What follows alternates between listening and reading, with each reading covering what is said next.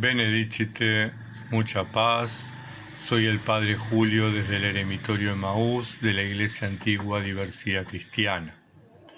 Continuamos en este video contestando a las muchas preguntas que se sintetizan en aquella que me hicieron llegar antes de ayer, cuando se considera que alguien es ermitaño, alguien es eremita. Bien. Estuvimos conversando sobre las generalidades de la vida eremítica, sobre la invitación del Señor o la vocación, y ahora vamos a hablar sobre el discernimiento. En el mundo en que vivimos hay muchos ruidos, muchas voces, muchos sonidos. La sociedad nos dice qué debemos hacer. La cultura nos dice los valores que debemos vivir y creer. La familia y las amistades nos dicen la expectativa o las expectativas que tienen sobre nosotros, sobre nuestras vidas. Poder discernir entre todas estas voces la voz del Señor, Jesús, el Cristo, que nos invita, que nos llama, que nos convoca, es todo un desafío, es todo un trabajo que debemos emprender con responsabilidad, pues los errores generan frustraciones y decepción que luego condicionarán el resto de nuestras vidas. El inicio del primer libro de Samuel, el texto, en el capítulo 3 es bastante orientador en este tema del discernimiento. Dice así: el joven Samuel servía al Señor bajo la supervisión de Elí. En esos tiempos el Señor rara vez daba mensajes y tampoco eran frecuentes las visiones que él daba. Los ojos de Elí eran tan débiles que casi estaba ciego. Una noche estaba descansando en cama mientras Samuel descansaba en el santuario del Señor, donde estaba el cofre de Dios. La lámpara de Dios todavía estaba encendida. El Señor llamó a Samuel y él contestó: «Aquí estoy». Y Samuel corrió hacia Elí y le dijo: «Aquí estoy, ¿para qué me llamó usted?». Pero Elí le contestó: «Yo no te llamé, vuélvete a la cama». Samuel se regresó a su cama. De nuevo el Señor llamó a Samuel, y otra vez corrió hacia Elí y le dijo: «Aquí estoy, ¿para qué me llamó usted?». Elí le dijo: «Yo no te llamé, vuélvete a la cama». Samuel todavía no conocía al Señor, pues el Señor nunca le había hablado directamente. El Señor llamó a Samuel por tercera vez, y de nuevo Samuel se levantó, fue hacia Elí y le dijo: «Aquí estoy, ¿para qué me llamó usted?». Entonces Elí comprendió que el Señor estaba llamando al joven y le dijo a Samuel: «Vuelve a tu cama, y si te llama de nuevo, di: habla, Señor, tu siervo escucha». Así que Samuel regresó a su cama, el Señor vino, se detuvo allí y llamó igual que antes diciendo: «Samuel, Samuel». Samuel dijo: «Habla, Señor, tu siervo escucha». De esta forma, el Señor le reveló a Samuel la misión que tenía para él. Es fundamental en el proceso de discernimiento el acompañamiento espiritual. Y en este punto me quiero detener específicamente. El acompañamiento espiritual de un anciano o una anciana, es decir, un padre o una madre espiritual que, habiendo experimentado anteriormente el llamado y con la práctica y la experiencia de la vida eremítica, cuente, oriente, asesore en el camino a él o la candidata. Y aquí señalo algo importante.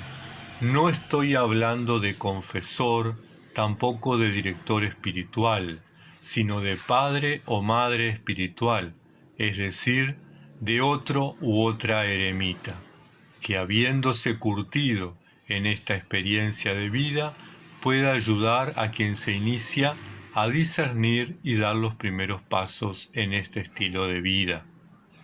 Esta es la más pura tradición monástica que nos transmiten tanto los apotegmas de los padres y de las madres del desierto como la regla de San Benito, primera regla monástica de Occidente.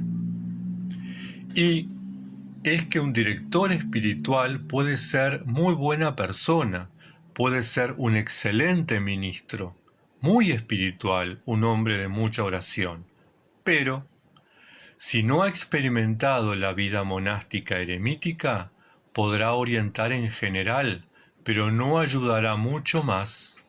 Es igual que si yo padezco de cáncer y, en lugar de consultar un médico oncólogo, recurro al médico general, recurro al ginecólogo, recurro al gerontólogo, recurro al traumatólogo, pero yo lo que necesito es un oncólogo. Todos me pueden ayudar, pero el que realmente puede sanar, aliviar, hacer mi vida más llevadera, entender lo que me está pasando, es el médico oncólogo. Todos son médicos, todos cuentan con especialidad, pero ciertamente yo necesito una de esas especialidades específica. Igual sucede con la vida eremítica. La todología, me gusta llamarla a mí, a la ciencia que llevan esas personas que todo lo saben y que todo lo hablan, no es buena y generalmente no suele ayudar. Por eso es importante que cada quien trabaje en su propia especificidad.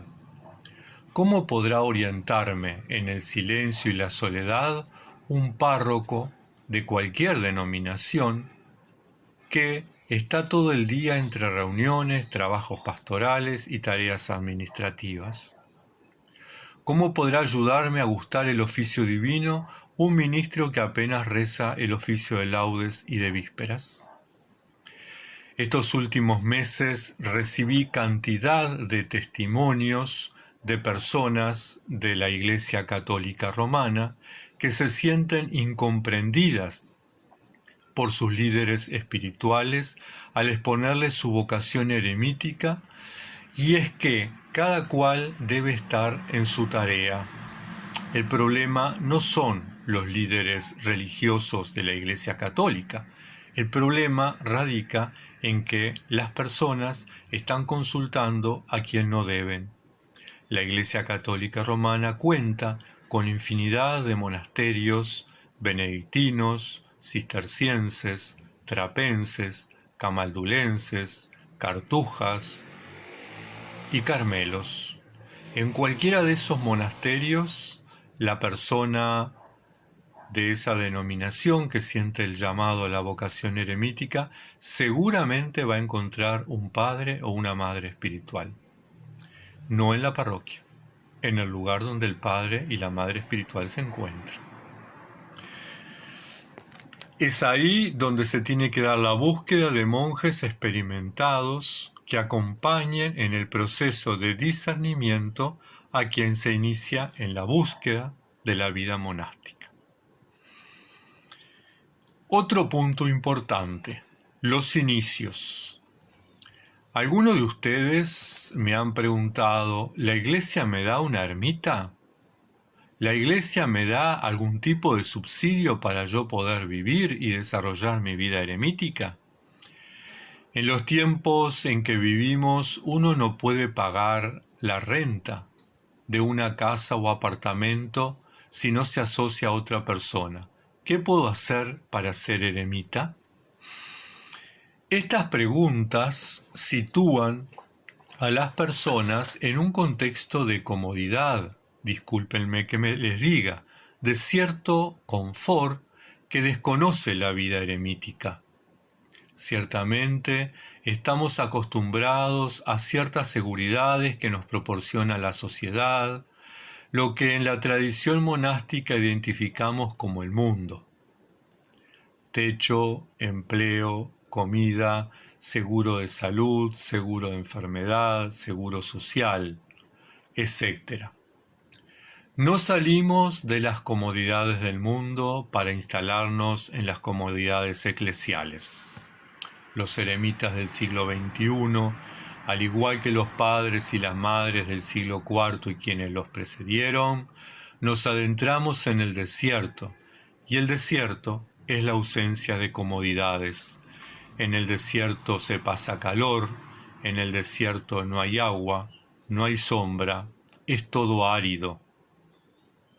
Las comodidades quedaron en la ciudad. Otro punto que quiero abordar, y el último por el día de hoy, hasta el próximo video, son los ideales enfrentados a la realidad. Es importante que al iniciarnos en la vida eremítica tengamos los pies muy bien apoyados sobre la tierra, es decir, que sepamos leer, interpretar y comprender los datos de la realidad de nuestro contexto. Cuando hablamos de eremita, asociamos una persona viviendo alejada de todos en una cueva, en la montaña, en el bosque, a la orilla de un río, en una choza, en una cabaña. ¿En la montaña o en el campo? Bien. Que además tiene una larga túnica, no importa si es hombre o mujer, es decir, lleva ropas eclesiásticas. Déjenme decirle que eso es un estereotipo, así como la cultura nos obliga a creer que para ser niño, varón, uno tiene que vestir de celeste, tiene que usar pelo corto, tiene que jugar a la pelota, tiene que jugar con revólveres, tiene que trepar muros y no puede llorar ni expresar sus sentimientos porque eso lo hace menos hombre, que además cuando sea grande sueña con ser astronauta o jugador de fútbol. Por otro lado, también la cultura nos hace creer que las niñas visten de rosado, usan pollera o falda, como le dicen en otros países, usan el pelo largo, juegan con muñecas y juegan a cocinar y a limpiar la casa, y sueñan con ser madre de muchos hijos. Y por ahí, si tienen suerte y pueden estudiar, sueñan con ser maestra, con ser peluquera, con ser manicura, con ser modista. Esos son estereotipos culturales. Una mujer puede ser astronauta y un hombre puede ser cocinero. Un niño puede jugar con muñecas y una niña puede jugar con martillos, y eso no los hace menos varones o menos mujeres. Es la cultura la que impone que nosotros creamos tal o cual cosa. De la misma manera sucede con la vida eremítica. Tenemos estereotipos.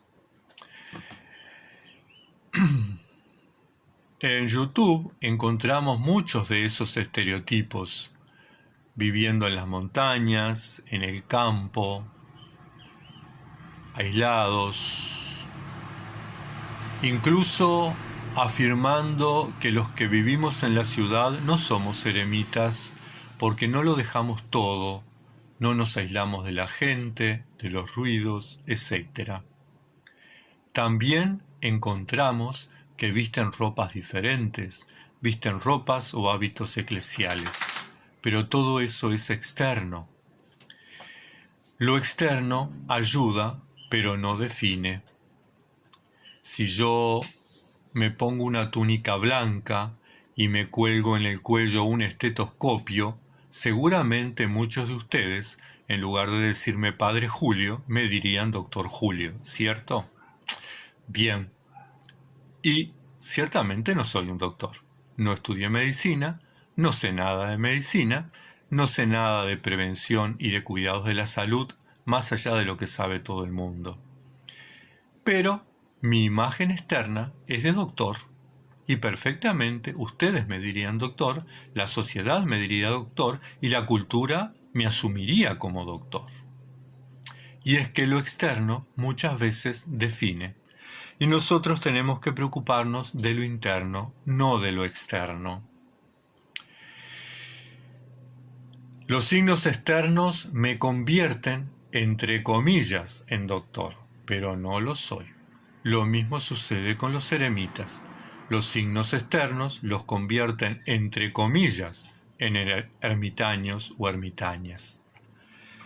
La realidad demuestra que uno es eremita cuando logra un estado de paz interior, lo que los padres llamaban la esiquía, de equilibrio entre el pensar, el actuar y el sentir, de comunión con Dios, con las personas y con la naturaleza, de oración continua, apofática, una unidad con Dios en la cual uno transcurre toda su jornada y toda su vida. Poco importa si está en la cima de la montaña o en el piso 32 de un edificio. Poco importa si está en el medio del desierto o en el medio de una de las principales avenidas de las calles más importantes de nuestras ciudades. Recuerdo un apotegma en que el abad Antonio bajaba de su desierto, del desierto interior, bajaba a la ciudad y la gente lo acosaba con preguntas, pidiéndole ayuda, pidiéndole consejos, pidiéndole bendiciones, pidiéndole sanaciones, y quienes estaban en su entorno alejaban a la gente para que no lo molestase, para que lo dejasen tranquilo. Y el abad Antonio, sabio viejo, les dice que en realidad, si esta gente molesta, pareciera que molesta, cuánto más los demonios en la soledad del desierto interior. Dejen a la gente que venga. Y ciertamente, cuando uno vive realmente en la soledad, tiene que luchar contra ruidos mucho más fuertes y mucho más constantes que lo que hay en la ciudad. Tiene que luchar contra fuerzas mucho más molestas que la música que tiene el vecino enfrente, que el ruido de los autos que pasan, que las sirenas de las ambulancias o que las bocinas de los camiones. Porque eso está afuera y yo si quiero puedo bloquearlo, puedo no escucharlo, puedo vivir sin ello. Pero los ruidos que están adentro necesitan un largo proceso de purificación. Yo puedo estar en la cima más alta de la montaña más alta, y puedo estar solo físicamente, totalmente solo, la montaña y yo, pero los ruidos del mundo en mi corazón pueden estar presentes. Recuerdos, pensamientos, deseos, sentimientos, críticas, murmuraciones, resentimientos, prejuicios, toda esa batería de cosas que afectan mi vida interior. Yo puedo usar ropas eclesiásticas, puedo usar una cogulla, puedo usar una capucha, puedo vestirme como un monje, como se espera que vista un monje. Sin embargo, puedo ser un comilón, un bebedor, un murmurador, un resentido, un prejuicioso. Lo que importa no es la ropa. Yo puedo comprar ropa usada, puedo comprar ropa bajo costo, muy barata, puedo usar la misma ropa todos los días, la lavo, la cuelgo, la uso, la lavo, la cuelgo, la uso. Eso es un hábito, porque el hábito no es más ni menos que un uniforme, una ropa sencilla, una ropa cómoda, una ropa que me permita desarrollar el trabajo, una ropa sobria, una ropa que no me diferencie de las personas de mi entorno, como decía San Benito, que los monjes vistan como la gente del entorno. Por lo tanto, cada persona cristiana puede ser eremita en su propio lugar. No necesita venderlo todo e irse al campo. Lo que necesita es vivir con lo necesario, sin acumular bienes, llevar una vida cristiana, sincera y radical, en soledad y silencio interior, practicando la ascesis cristiana, aquello que los monjes hemos radicalizado, la oración, el ayuno, las vigilias y las prácticas de misericordia, la solidaridad. Con esas 4 herramientas uno es un buen eremita. Que Santa María, siempre Virgen, nos acompañe y nos proteja hasta el próximo encuentro donde continuaremos trabajando este tema. Muchas bendiciones.